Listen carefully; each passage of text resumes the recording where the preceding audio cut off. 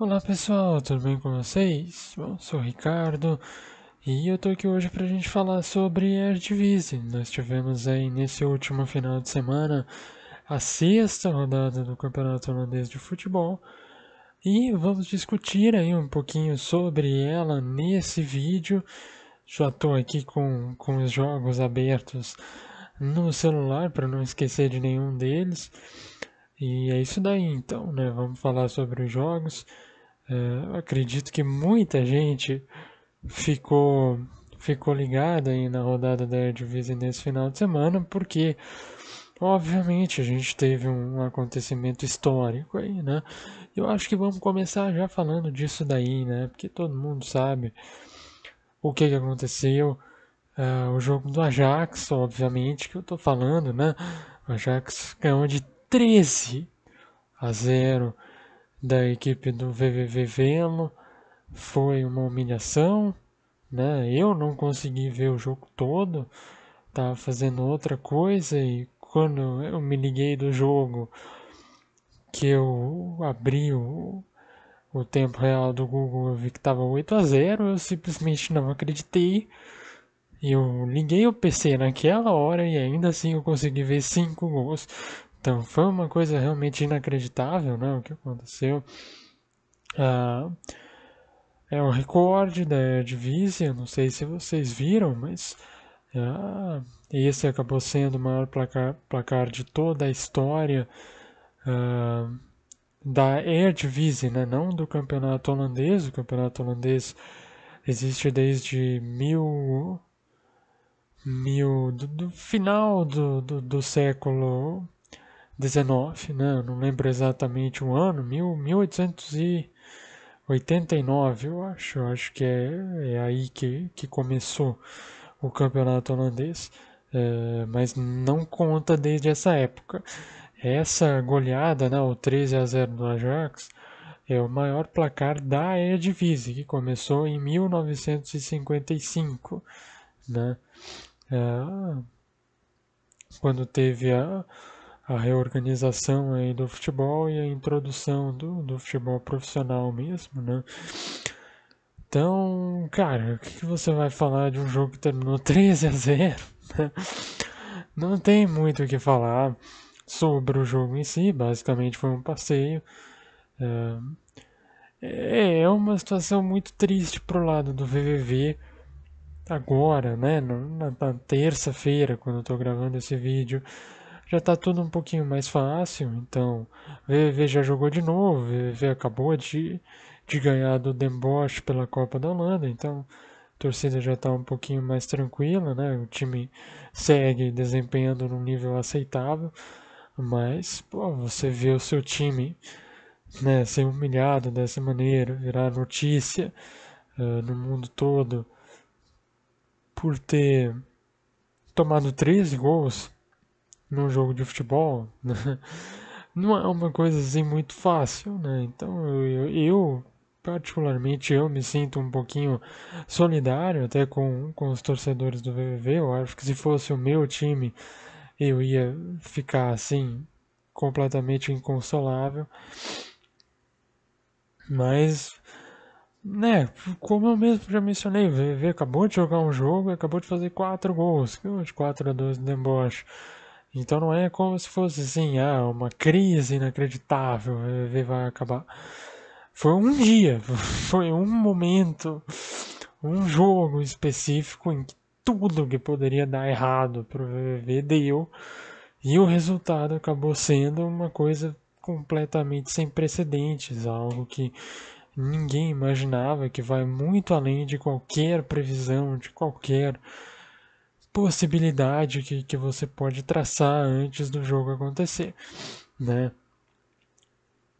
É óbvio que toda essa situação aí acaba ilustrando algo que existe no futebol holandês, que não é, que é muito grande, sim, mas talvez não seja desse tamanho, que é o abismo, né, que a gente fala entre os times grandes e os times pequenos. Então, você pega o Ajax, né, o investimento que o Ajax tem para montar esse elenco é coisa de 300 milhões, 400 milhões de euros.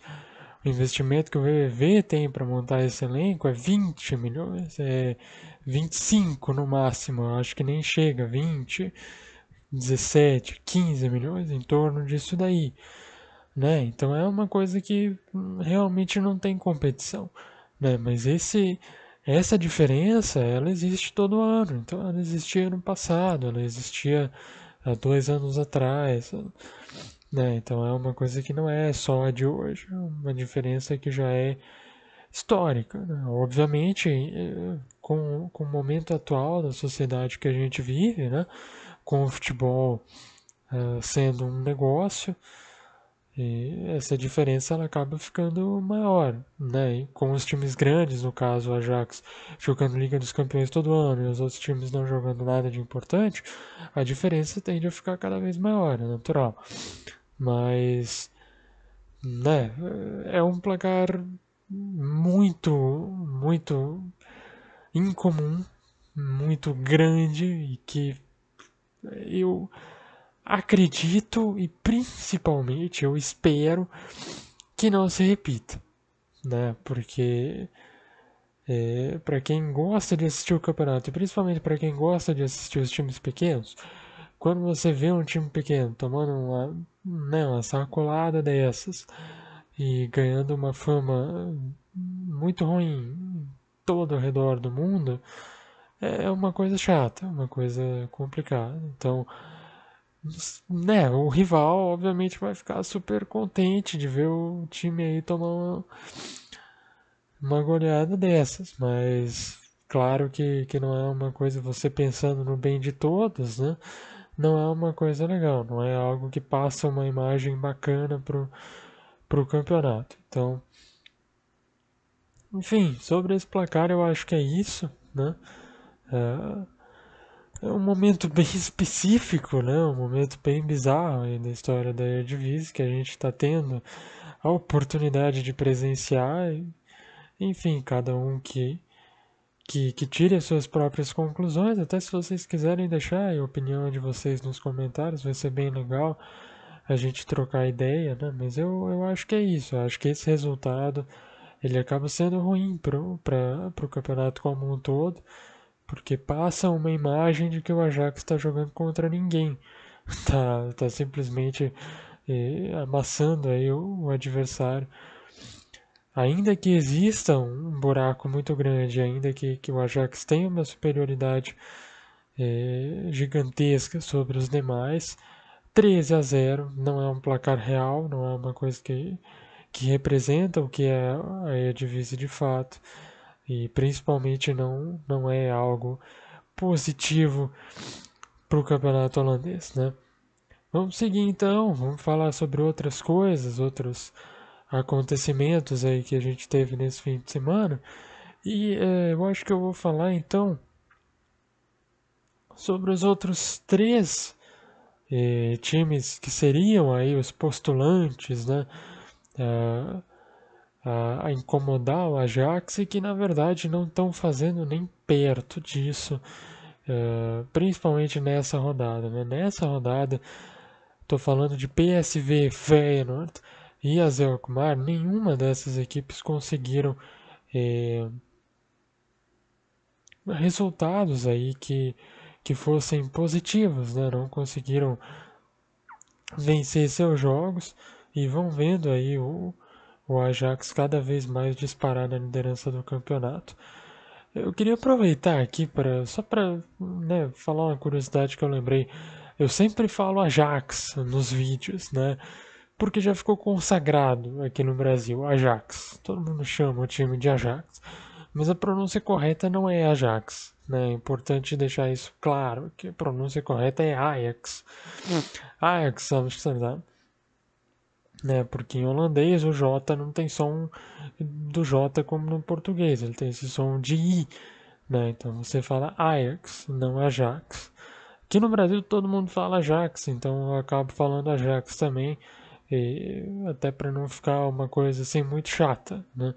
Mas só para fazer esse parênteses aqui, eu achei interessante, eu estava pensando sobre isso, que eu acabo tentando colocar todas as pronúncias certas, e daí a pronúncia do maior time do país eu falo errado. É uma coisa que não faz muito sentido. Então, só para deixar claro aqui, né? Eu vou continuar falando Ajax, porque sim, basicamente, porque todo mundo fala, mas que fique claro, a pronúncia correta é Ajax, tá? E a pronúncia correta do personagem, né, do herói grego em português não é Ajax, é Ajax, né? Também é acentuado esse A. Ajax é só um vício que o meio futebolístico acabou pegando. É igual Cruyff. Nenhum outro lugar do mundo chama o Johan Cruyff de Cruyff. É só aqui no Brasil e só no meio futebolístico que a gente fala Cruyff. Né? O nome correto é Cruyff, porque ele é holandês e tem U, então a pronúncia do U é assim. Cruyff seria se ele fosse alemão e se tivesse um EU aí no meio. Mas enfim, pulando essa parte aí de trivia que eu falei, vamos falar dos jogos então propriamente, né, que é a coisa mais importante.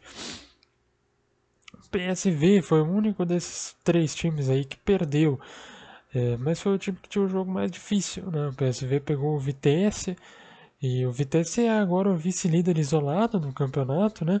Até para passar a classificação. O Ajax é o líder com 15 pontos. Aliás, o Vitesse está empatado em pontuação com o Ajax, né? O Ajax 15 pontos e o Vitesse também tem 15. A diferença é que o Ajax, com gol de 3-0, tem o saldo de 21 gols contra o saldo de 8 gols da equipe do Vitesse. Depois vem o PSV com 13 pontos, mesma pontuação do Heerenveen. Então esse é o top 4 da Eredivisie depois de 6 jogos. O PSV não conseguiu vencer a equipe do Vitesse, acabou saindo derrotado por 2-1. Esse jogo teve uma pequena polêmica no finalzinho, né? No último lance da partida, o árbitro tinha dado pênalti para o PSV, porém o VAR revisou, chamou o juiz para dar aquela conferida no telão. Ele foi lá e reverteu a decisão, acabou anulando o pênalti.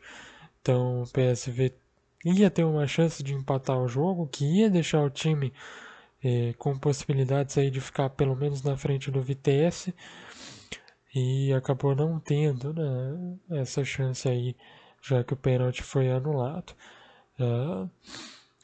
O PSV já tinha perdido o jogo no meio da semana, né? Então é importante a gente falar aqui, o PSV foi derrotado pelo Granada na estreia da Europa League. O Granada que estava jogando, acho, o primeiro jogo da vida dele, né? Em competições europeias, e ganhou do PSV em Eindhoven. Então, assim, é um resultado bem surpreendente, um resultado bem forte, né? O PSV tem mais tradição, tem mais investimento e acabou perdendo em casa para a equipe espanhola. Duas derrotas seguidas, momento um pouquinho complicado aí para o PSV na temporada, que nunca conseguiu jogar um futebol super convincente, né? Nunca conseguiu satisfazer aí os seus torcedores e ter uma afirmação, né? Se colocar realmente numa posição de ser um time forte, ser um time para lutar por título. Eu tinha até mencionado no vídeo passado, né? Que seria interessante a gente notar essa sequência aí do PSV, principalmente com a chegada do Götze, né? A chegada do Götze poderia ser o ponto de virada, poderia ser aquele clique, né, que faltava assim para o PSV para de repente encaixar uma boa sequência de jogos e para se colocar como um adversário, realmente se colocar como uma força a ser considerada na disputa pelo título. E acabou que o começo dessa sequência não foi muito bom, né? A gente teve a estreia do Götze que foi muito boa contra o PEC, mas agora duas derrotas seguidas e duas derrotas em momentos que não deveriam ter acontecido. Sinalzinho amarelo aí já para o PSV, né? É importante a equipe recuperar o caminho das vitórias já na próxima rodada, senão a tendência é que o time realmente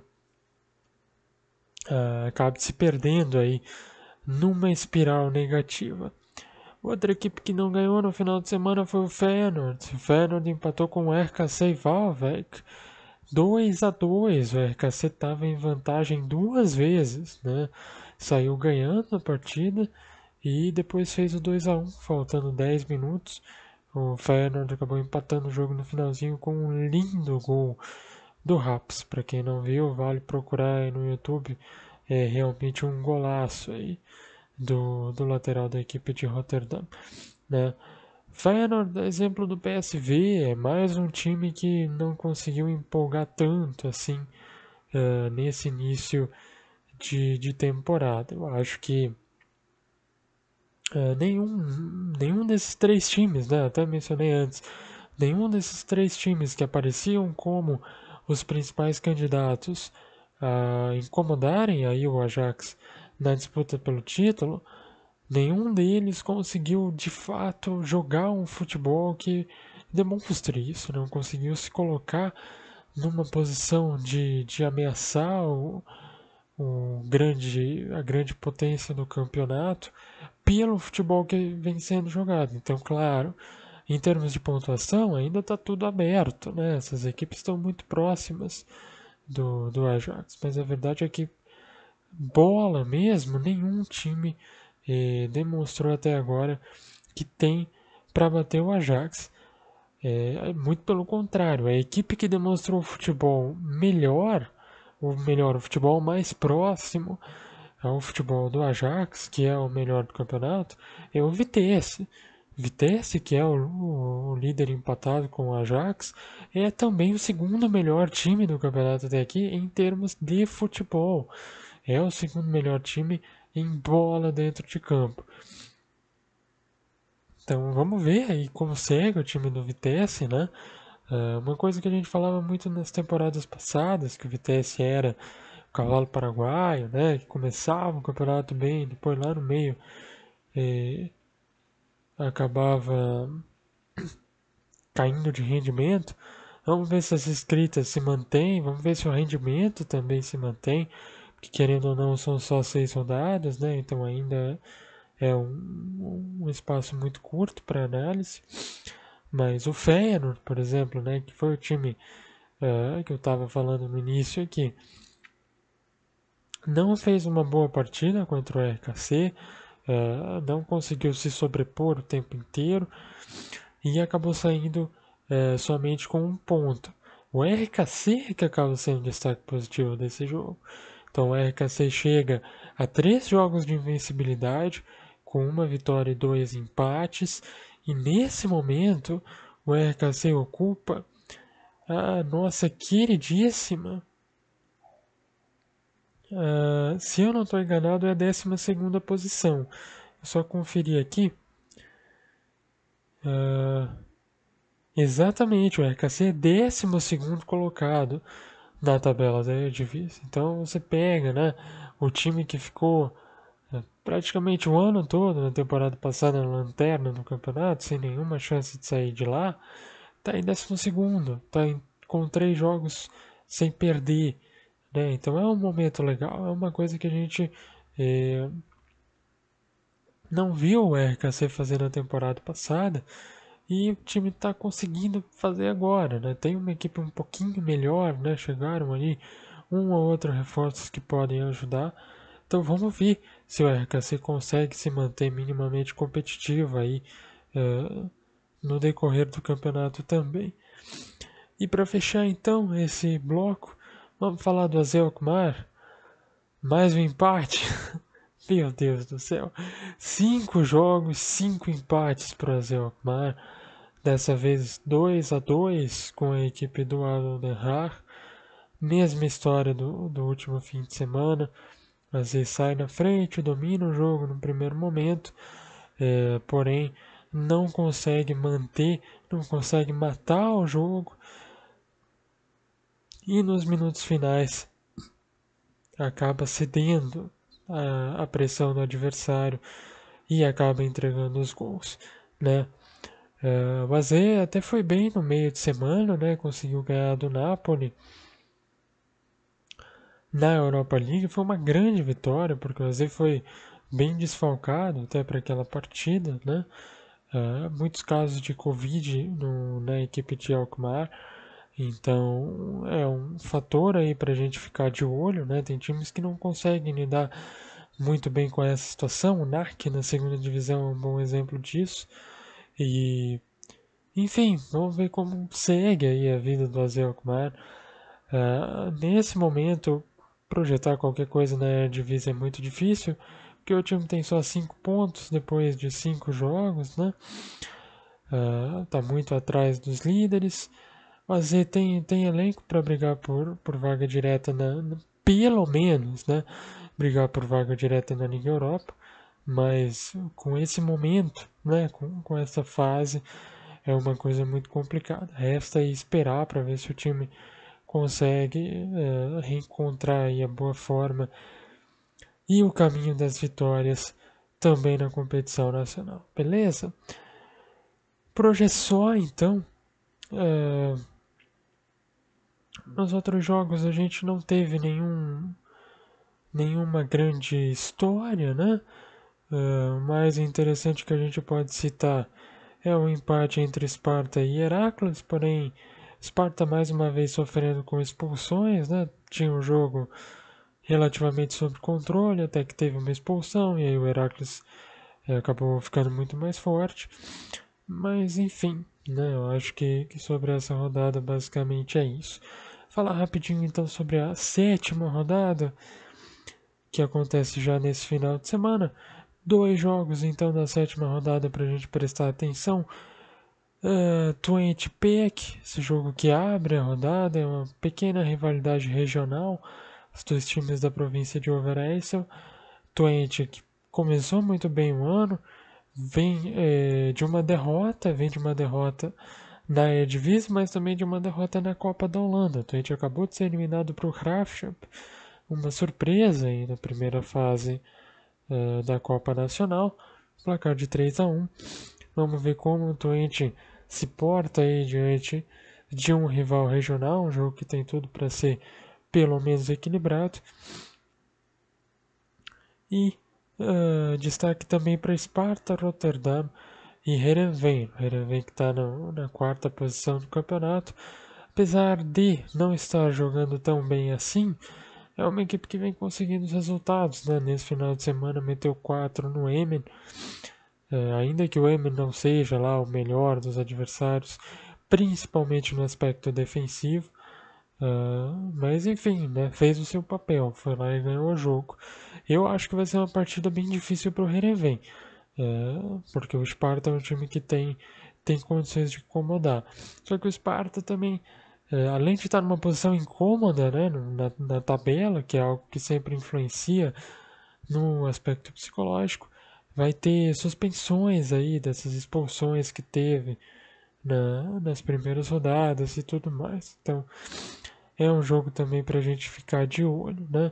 Vila e Vitesse para fechar, então ficar de olho no Vitesse, Vitesse que está jogando muito bem. Essa é uma partida que o Vitesse tem que ganhar se quiser se afirmar aí como um possível candidato aí às posições, as principais posições, aliás, da tabela da Eredivisie.